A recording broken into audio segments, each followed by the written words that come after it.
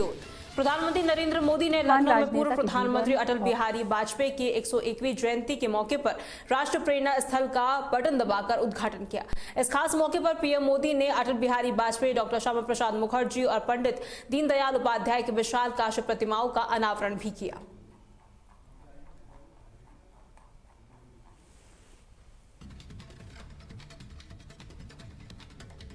मुख्यमंत्री योगी आदित्यनाथ द्वारा दिल्ली और लखनऊ को लेकर दिए गए 2 नमूने वाले बयान पर श्रावस्ती में सियासी बवाल शुरू हो गया है। इस बयान से नाराज कांग्रेस और सपा कार्यकर्ताओं ने मुख्यमंत्री के खिलाफ कड़ा आक्रोश जाहिर करते हुए उनकी निंदा की है। बता दें, कांग्रेस जिलाध्यक्ष ने आरोप लगाया कि ऐसे बयान मुख्यमंत्री की सोच को दर्शाता है और वो अपनी कमियों को छुपाने के लिए विपक्ष पर इस तरीके से निजी हमले कर रहे हैं। इस तरीके के आरोप लगाए गए। वो कोई नया कार्यक्रम बना करके नहीं जाते हैं। ये तो योगी जी को खुद समझना चाहिए कि उनके प्रधानमंत्री जी किसी भी बैठक को बीच में छोड़ करके जब वो चले जाते हैं, विदेश जाते हो, तो वो किस नमूने के दायरे में आते हैं। भाई इसको भी स्पष्ट करें, वो सदन के माध्यम से पब्लिक प्लेस पे इसको सदन कर जो करें। जब देश में पुलवामा जैसी घटनाएँ हो जाती हैं, पहलगाम जैसी घटनाएँ हो जाती हैं, तो वो देश को न देख करके वो विदेशों में जा करके और वहाँ से लौटने के बाद सीधे बिहार जब चले जाते हैं, तो वो कौन सा नमूना है? भाई अपनी कमी को छिपाने के लिए दूसरों को नमूने के रूप में पेश करना सदन में, ये उनका चरित्र और जो है उनका जो है जो उनकी सोच है। मुख्यमंत्री का एक बयान आया है, 2 नमूने बताए गए हैं एक देश की राजधानी लखनऊ में, दिल्ली में और लखनऊ में। क्या कहेंगे इस पर? सही कहा है मुख्यमंत्री जी ने कि जो 2 नमूने वाली बात माननीय मुख्यमंत्री जी ने कहा है, बहुत सही कहा है। जब वही 2 नमूने में एक नमूने वाली बात माननीय राहुल गांधी जी को हमारे सदन में पूछते हैं, एक नमूने पर वही बात पूछने पर विपक्ष जब सदन में पूछता है तो माननीय प्रधानमंत्री जी सदन छोड़ करके भाग जाते हैं। एक नमूना तो ये है। और एक नमूने पर जो आप लोग बात कर रहे हैं, ये यहाँ प्रदेश के स्तर पर तो ये आप लोग भली बात ही जानते हैं कि एक नमूना वो किसको बता रहे हैं। अब इतना तो आप लोग सब जानते ही हैं। कहीं ना कहीं आपका तो सीधे तौर पर कहना है प्रधानमंत्री और मुख्यमंत्री ही नमूने नहीं। हमारा जो एक नमूना तो हमारे माननीय राहुल गांधी जी को बता रहे हैं, लेकिन जब हमारे ही माननीय राहुल गांधी जी जब पूछते हैं सदन में सवाल, चाहे वो पुलवामा पर लेकर के हो, किसी भी मुद्दे पर हो, चाहे वो आदित्यनाथ ने एक वक्तव्य दिया है, उसमें सीधे तौर पर उन्होंने कहा है कि एक आदमी वहाँ पर बैठता है, दिल्ली में बैठता है, और एक लखनऊ में बैठता है। आखिरकार ये किस पर निशाना साधा गया है और क्या कहना चाहेंगे? क्योंकि उनके बातों से साफ लगता है कि कहीं ना कहीं जो सपा के मुखिया हैं अखिलेश यादव पर ही उन्होंने बोला है। उन्होंने विधानसभा में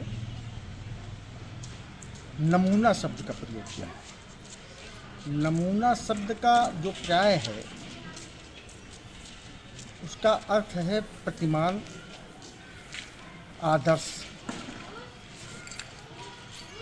एक फतेहपुर के सरसौली गांव में अपनी मांगों को लेकर किसानों का धरना प्रदर्शन दूसरे दिन भी जारी रहा। बता दें, किसान कोहरे और ठंड के बावजूद मार्ग निर्माण और जलभराव की समस्या के स्थायी समाधान की मांग पर अड़े हैं, जिसके बाद प्रशासन ने मौके पर पहुंचकर गुरुवार से काम शुरू करने का आश्वासन यहां पर दिया है, लेकिन किसानों ने धरना खत्म करने से साफ इनकार कर दिया।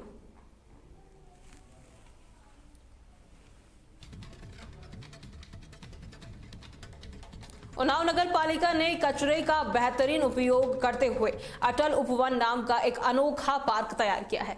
बता दें, इस पार्क को पुराने लोहे के पाइप, जंग लगे ड्रम और अनुयूप जिस तरीके से जो सामान जो बच जाते हैं उस तरीके से सजाया गया, जो वेस्ट टू वेंडर की मिसाल है।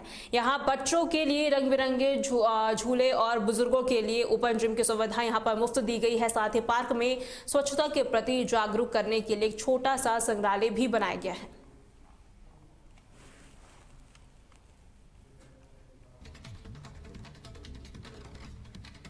रायबरेली प्रीमियर लीग को लेकर जिले में खेल का उत्साह काफी ज्यादा चरम पर है।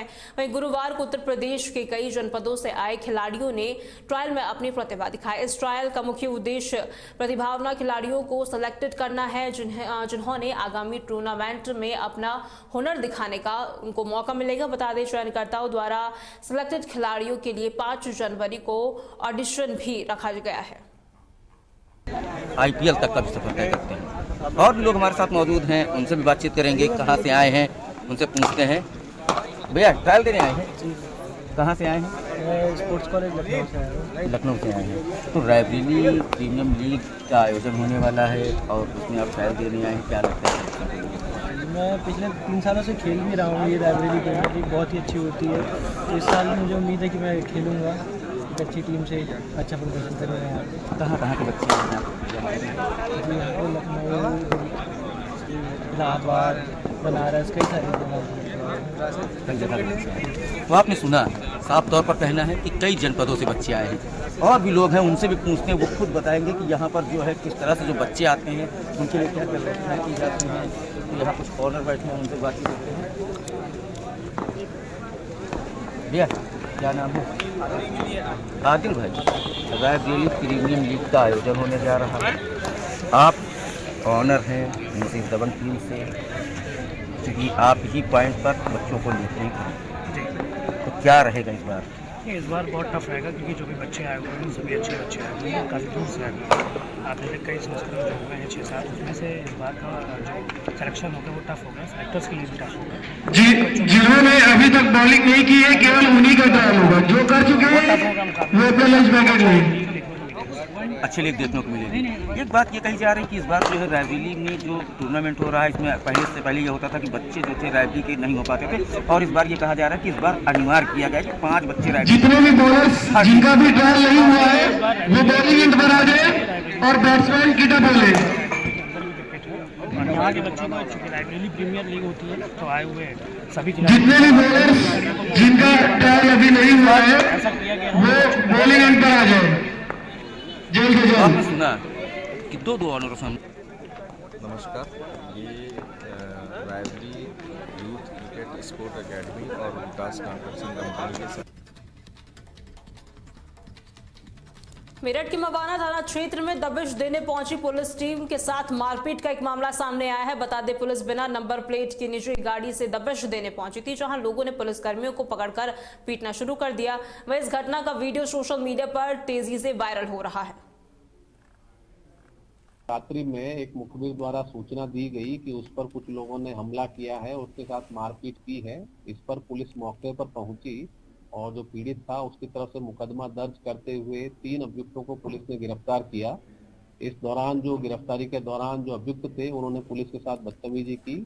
इस पर भी पुलिस ने उसमें सुसंगत धाराओं की वृद्धि।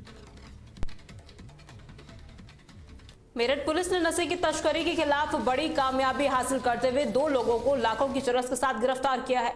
बता दें, जांच में इस नशे के कारोबार का सीधा संबंध आजाद समाज पार्टी के नेता से निकलकर सामने आया है। वहीं गिरफ्तार तस्कर दिल्ली से चरस लेकर वेस्टर्न यूपी के जिलों में सप्लाई करते थे, जिसके बाद से पुलिस इस पूरे रैकेट के अन्य सदस्यों की तलाश में जुटी हुई है। 2 मुकदमों में एक अभियुक्त शाहबाज, जिसका कि दोनों मामलों में एनबीडब्ल्यू भी जारी था और हाल ही में ये मुकदमे लिखे गए थे, ये अपने साथियों के साथ में अपनी स्कॉर्पियो गाड़ी में दिल्ली की तरफ से आ रहा है। इस पर पुलिस ने जाल बिछाकर इसको गिरफ्तार किया और इनसे पूछताछ की गई। पूछताछ में ये सामने आया कि इसने अपने साथी सलमान के घर पर कुछ सामान रखा था मादक पदार्थों का, जिस पर की पुलिस टीम ने वहां जाकर करीब 530 ग्राम चरस बरामद की। इसमें जो दोनों अभियुक्त हैं इनको गिरफ्तार किया गया है और जो अन्य हैं उनसे पूछताछ की जा रही है। फिलहाल इन दोनों के खिलाफ मुकदमा दर्ज करते हुए इन दोनों को माननीय न्यायालय के समक्ष प्रस्तुत किया जा रहा है। कहाँ से लाते थे, क्या करते थे और क्या सप्लाई जी? इसमें ये बाहर से सामान लाते थे दिल्ली की तरफ से और यहाँ लाकर अपने साथियों के माध्यम से छोटे छोटे भागों में इसको बेचा करते थे।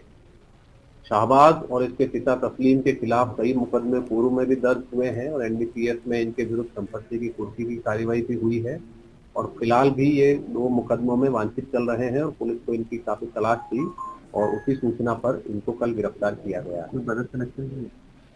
जो इनके बाकी साथी हैं उसके बारे में जांच पड़ताल की जा रही है कि दिल्ली किस काम से गए थे। ये जानकारी में आया है कि ये कोई राजनीतिक काम से वहां गए थे और इसमें जो भी इनकी मेरठ के कंकरखेड़ा थाना क्षेत्र में एक युवती ने एक युवक पर शादी का झांसा देकर दुष्कर्म करने का गंभीर आरोप लगाया है। पीड़िता का कहना है कि आरोपी ने उसे होटल में ले जाकर नशीली कोल्ड ड्रिंक पिलाई और उसके साथ दुष्कर्म किया, जिसके बाद युवती जब गर्भवती हो गई तो आरोपी ने उसे धमकी देना शुरू कर दिया और शादी से साफ इनकार कर दिया। वहीं न्याय की मांग को लेकर पीड़िता ने एसएसपी कार्यालय पहुंचकर जमकर हंगामा भी किया।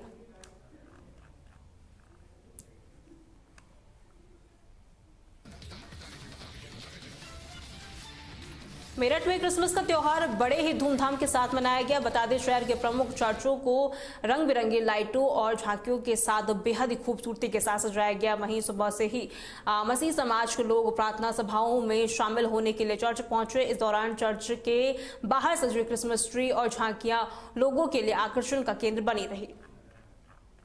हम प्रभु यीशु मसीह के जन्मदिन को बड़ा दिन या क्रिसमस रूप में मनाते हैं और आज का त्योहार को पूरी दुनिया में बड़े धूमधाम से मनाया जाता है। प्रभु यीशु मसीह का जन्म के द्वारा प्रभु हमारे लिए एक मुक्तिदाता, जीवनदाता, शांतिदाता, चंगाई करता के रूप में जन्म लेते हैं और प्रभु यीशु मसीह के जन्म के द्वारा हर परिवार में उनके आनंद, उनकी शांति सदा बना रहे। खास करके लोगों के बीच में अगर आपस में कोई मनमुटाव है, लड़ाई झगड़ा है, घृणा का भावना है, उन सभी बुरी आदतों को, बुरे भावनाओं को दूर करने के लिए और अपनी शांति, ईमानदारी, सच्चाई, न्याय, करुणा, दया आदि संस्कारों को देने के लिए प्रभु यीशु मसीह हमारे बीच में जन्म लेते हैं। उनका संदेश यही है, जब जब इंसान से प्यार करता है, ईश्वर जन्म लेता है और जब जब इंसान से घृणा करता है तो ईश्वर मरता है। तो प्रभु की चाहत ये है हम एक दूसरे से प्यार करें और ईश्वर को, प्रभु यीशु मसीह को हमारे बीच में, हमारे दिल में जन्म लेने दें। रायबरेली की डलमाऊ पुलिस ने जानकी शरण मंदिर में चोरी हुई अष्टधातु की प्राचीन मूर्तियों को बरामद कर 4 आरोपियों को गिरफ्तार कर लिया है। बता दें, बीते 14 दिसंबर को हुई इस चोरी के मामले में पुलिस ने मंदिर के पास रहने वाले अमर और अभिषेक समेत उनके 2 साथियों को गिरफ्तार किया। जांच में सामने आया कि आरोपियों ने करोड़ों की इन मूर्तियों को चुराकर गुजरात में बेचने की योजना बनाई थी, जिसके बाद पकड़े जाने के डर से आरोपियों ने मूर्तियों को एक मुर्गी फार्म में छुपा दिया था। बरेली में हुआ है। इसमें 14 दिसंबर की रात्रि में डलमऊ थाना क्षेत्र के एक बहुत ही प्राचीन मंदिर से अष्टधातु की कीमती मूर्तियां कुछ लोगों ने, अज्ञात लोगों ने चुरा ली थी। तो वहां के जो पुजारी थे उनके द्वारा FIR इसमें पंजीकृत कराया गया था और वहां के जो लोकल पब्लिक है, जो वहां के पुजारी हैं, सभी के मन में आक्रोश था कि मूर्तियां चोरी हो गई हैं। उनका बरामद कराया जाना शीर्ष प्राथमिकता थी जनपद की।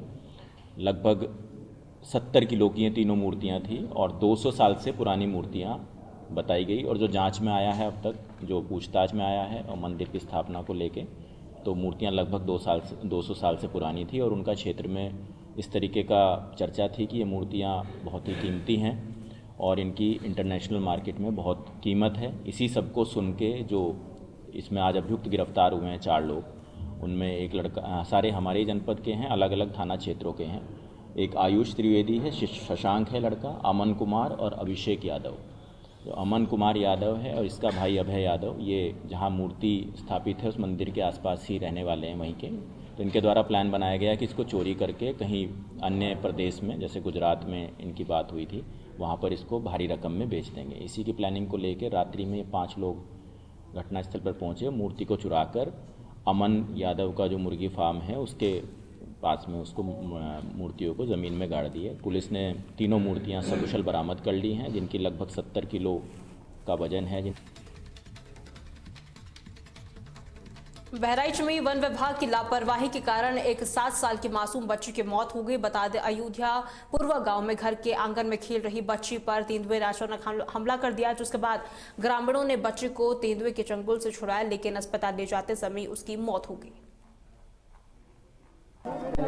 खेत में चले गया था घर से। अच्छा, घर के अंदर थी? हाँ। अच्छा, तो यहाँ से उठा ले गया है? हाँ। तो अस्पताल ले गए थे? ले गए थे। तो क्या बताया गया वहाँ पर? वहाँ पे बताते हैं एक्सपायर हो गए। अच्छा, तो काफी दिनों से यहाँ पे तेंदुआ आ रहा था क्या? हाँ, काफी दिनों से आ रहा है। बराबर आवागमन रहता है, लगातार आवागमन रहता है। हरदोई के हरपालपुर में गुरुवार सुबह घने कोहरे के कारण एक भीषण सड़क हादसा हो गया। बता दें, दिल्ली से हरदोई जा रही रोडवेज बस सामने से आ रही थी और ट्रक से टकरा गई, जिसमें चालक और परिचालक सहित 8 लोग घायल हो गए। वहीं इस हादसे के समय बस में 22 यात्री सवार थे, जिनमें से 5 की हालत गंभीर होने पर उन्हें मेडिकल कॉलेज रेफर कर दिया गया। आज लगभग 7:30 बजे प्रातः सूचना प्राप्त हुई कि थाना क्षेत्र हरपालपुर के ग्राम लमकन सांडी हरपालपुर रोड पर roadways bus UP 78 LN 2746 Buddh Vihar depot जो कि दिल्ली से हरदोई आ रही थी और एक ट्रक HP 72 T 1618 जो कि बिलग्राम की ओर से आ रहा था आपस में टकरा गए। टक्कर से बस में बैठे 8 लोग मामूली रूप से घायल हो गए। तत्काल थाना हरपाल पुलिस की